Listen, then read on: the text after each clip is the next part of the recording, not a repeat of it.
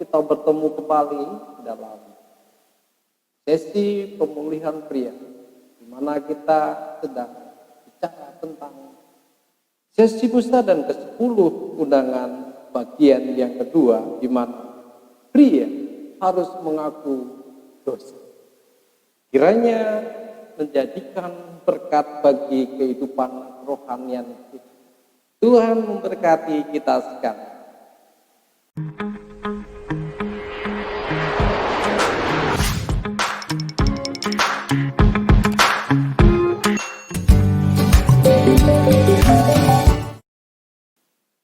Saudaraku yang dikasihi Tuhan Yesus Kristus, bagian kedua dari sesi Musa dan ke-10 undangan adalah pria atau kita harus mengaku dosa di hadapan Allah.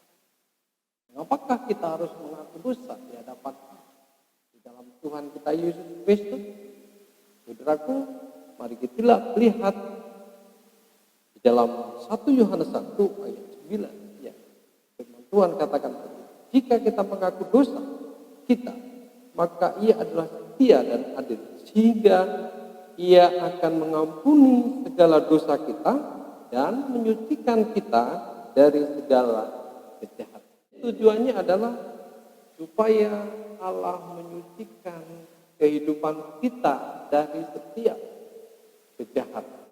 Saudaraku yang dikasihi Tuhan Yesus Kristus, mengaku dosa di dalam firman Tuhan itu tidak undangan, tetapi sebuah perintah dari Allah yang harus kita lakukan, seperti bagaimana kita mendapatkan perintah untuk mengasihi sesama.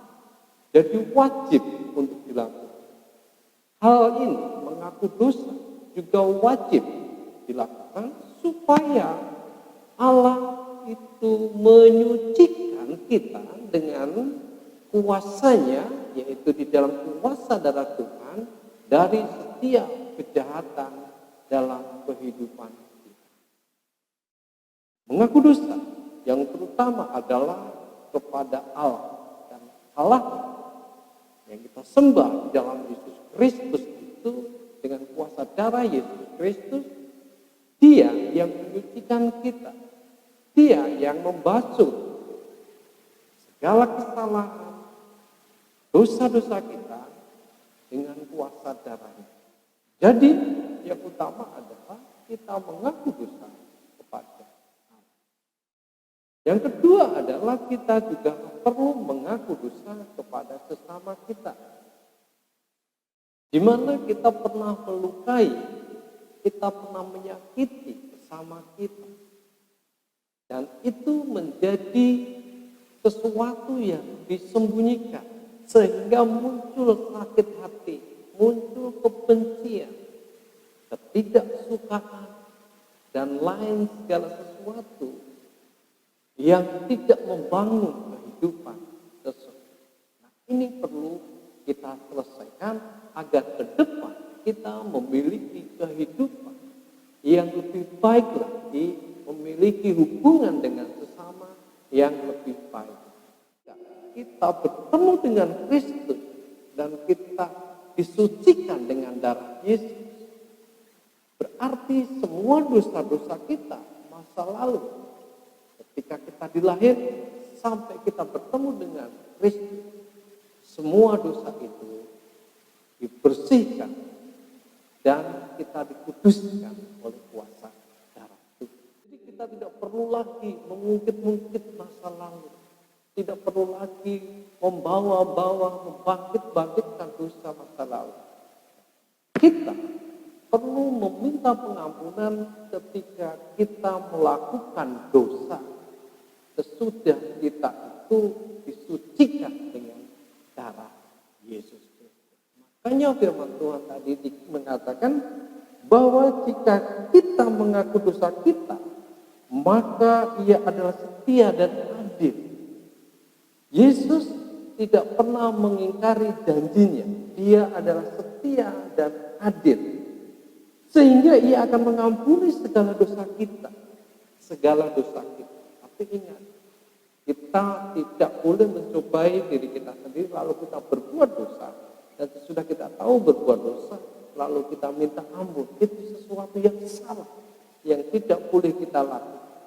Jadi di sini adalah Ia akan mengampuni segala dosa kita dan menyucikan kita dari segala kejahatan. Artinya ketika kita melakukan kesalahan, melakukan pelanggaran-pelanggaran ketika kita sudah disucikan darah Yesus Kristus, maka kita perlu mengadakan pengampunan, minta ampun, datang kepada Tuhan untuk menyelesaikan dosa-dosa.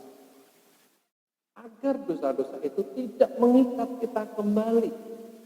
Agar dosa-dosa itu tidak membawa dampak-dampak yang negatif di dalam kehidupan kita. Agar kuasa dosa itu tidak menyeret kembali kita ke dalam kehidupan lama. Karena apa? Kuasa kegelapan itu selalu membangkitkan kita, dosa-dosa lama kita, untuk melakukan kembali, sehingga kuasa darah Tuhan ini sia-sia dalam kehidupan kita.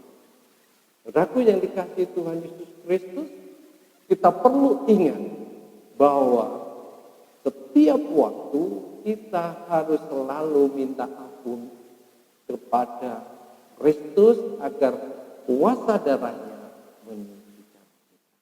Ada dua hal yang kita perlu ketahui adalah, yang pertama itu berbicara tentang dosa korporat. Di mana dosa korporat ini biasanya kita lakukan dengan sesama manusia. Kita melakukan kepada orang-orang yang ada di sekitar kita. Misalnya kita melakukan fitnah, kita menggosip, kita melakukan pelecehan, perpecahan, hal-hal yang tidak baik kepada orang lain. Mungkin egois, lalu kemarahan, tidak menepati janji dan lain sebagainya. Hal ini yang kita lakukan kepada sesama kita. Adalah berbicara tentang stronghold, di mana dosa yang berulang. Artinya begini, ketika kita belum dikuasai darah Tuhan, belum dikuduskan kuasa darah Tuhan, dulu kita suka mabuk, dulu kita suka merokok, dulu kita suka melakukan penghinaan dan lain sebagainya.